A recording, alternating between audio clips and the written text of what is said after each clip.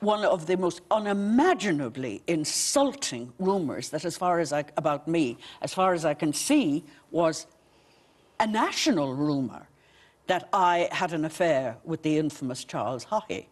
And leaving aside the fact that I may like slightly older men, not old enough to be my father for a start, and not repulsively unattractive, but there were people See, women said he had a certain magnetism. Well, I wouldn't really know, because I only met him about 3 times in my life. But on those 3 times, I just thought he was an ignoramus. And I certainly...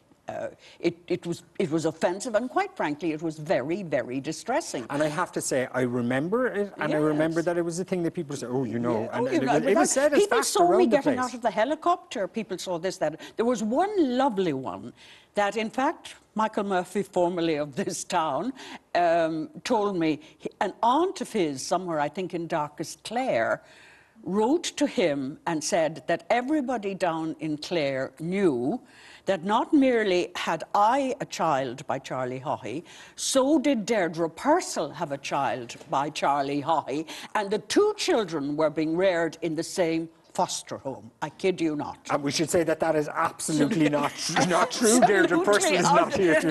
You see, it's okay talking about your own rumours. It is quite extraordinary. And these things just roll on and on and on. Were you aware, were you aware of it? Of course. And I was very, very upset. But nobody ever bothered to ask me.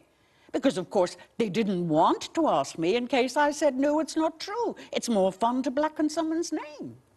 So people never actually said it to you, no? No, it was when Mrs. Keane went on the Late Late Show all those years later, I was rung up by a newspaper and asked what I thought of what she had done to him.